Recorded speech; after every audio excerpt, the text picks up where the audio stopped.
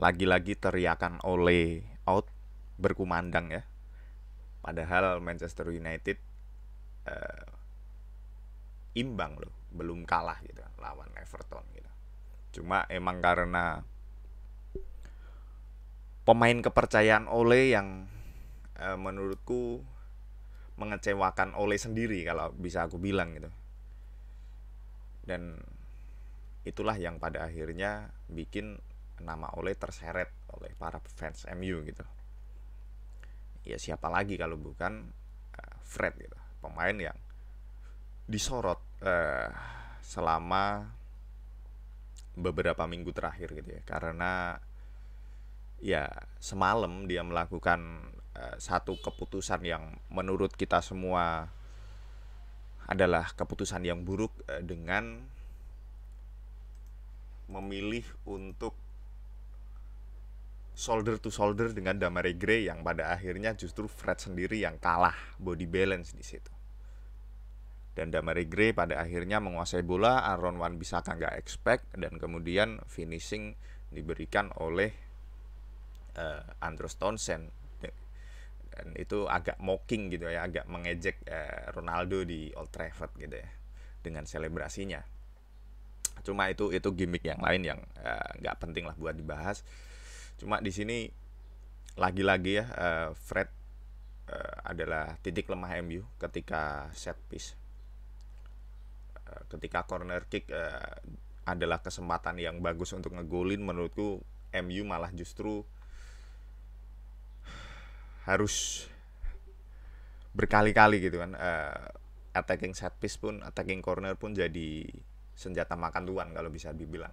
Karena nggak hanya di Everton ini aja, di sini pun, di corner-corner sebelumnya pun begitu, dimana Fred jadi emang bertugas untuk mendelay. Fred ini menurutku tugasnya ketika corner adalah mendelay permainan. Mungkin kita bisa lihat di sini Fred duduk dekat di edge of the box ya, di pinggir kotak penalti, di mana dia bisa melakukan long shoot, tapi menurutku tugasnya bukan itu. Menurutku tugasnya adalah mendelay permainan selama mungkin agar Varane, Lindelof bisa kembali ke pos dan shape MU kembali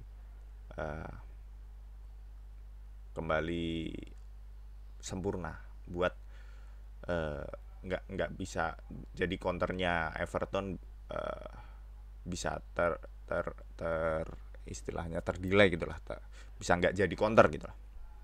Tapi nyatanya harusnya, ya aku nggak tahu ya, aku bukan pemain bola juga, tapi menurutku DM yang berkualitas lain, let's say Fernandinho ataupun siapapun itu, aku sering banget ngeliat gitu bahwa DM ketika musuhnya belum memiliki shape yang bagus untuk bertahan, maka dia akan melakukan pelanggaran uh,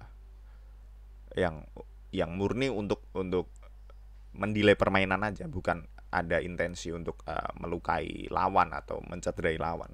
Cuma scoring chance itu harus dikurangi. Apalagi di sini Ole masih punya satu pergantian pemain, dan juga Fred belum punya, istilahnya belum dapat kartu kuning. Jadi dia masih punya kesempatan untuk bermain kotor sekali aja. Dan setelah itu pun Ole masih punya pemain lain buat gantiin dia seandainya Ole masih pengen ada satu DM yang bermain kotor, tapi nyatanya kan enggak. Oke, itu lewat lah, itu udah lah. Layak gak layak silahkan dinilai sendiri. Fred mainnya, Fred untuk MU seperti apa, ataukah Van de Beek lebih cocok atau gimana. Itu udah berkali-kali aku bahas, bosen, jujur bosen.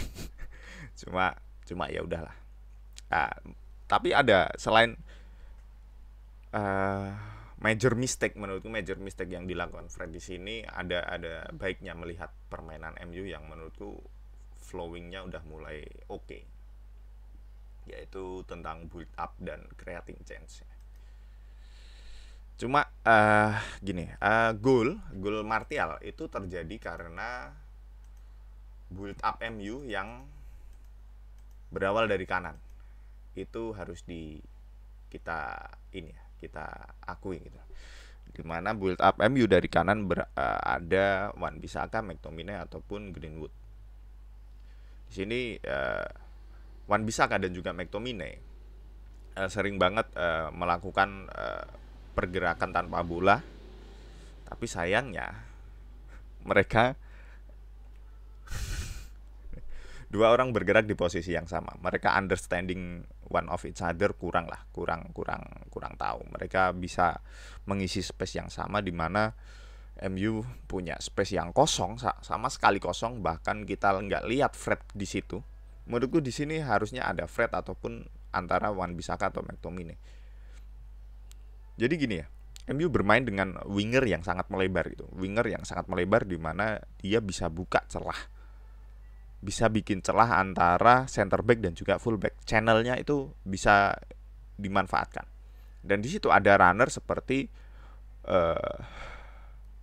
McTominay ataupun Wan-Bissaka. Tapi sayangnya mereka nggak bisa ini ya, kurang koordinasi mungkin. Mungkin ini sistem yang baru yang ingin diterapkan oleh, tapi nyatanya pemain masih belum nyetel, masih belum mengerti siapa yang harus itu, maksudnya kombinasinya masih ya gitulah, masih pengertiannya belum dapat. Beda dengan ini sebenarnya kayak City gitu ya. Aku sering melihat City juga main seperti ini, di mana wingernya melebar, entah itu Mahrez ataupun Bernardo Silva ataupun Foden ataupun Sterling main mepet dengan touchline, mepet dengan garis, kemudian space antara fullback dan center back dimanfaatkan oleh Kevin De Bruyne. Ini ya, kuncinya adalah Kevin De Bruyne. Kevin De Bruyne adalah pemain yang punya visi, pemain yang punya umpan-umpan yang matang, pemain terbaik City lah, let's say seperti itu. Tapi dengan di MU kita punya Aaron Wan-Bissaka dan McTominay, di mana mereka selain dengan bola nggak sebagus Kevin De Bruyne, mereka juga visi bermainnya juga menurutku nggak sebagus Kevin De Bruyne, karena itu pasti gitu. Mungkin aja output dari MU bakal berbeda jika yang bermain di sini adalah Kevin De Bruyne gitu. Tapi di sini adalah McTominay dan Wan-Bissaka yang mana mereka sangat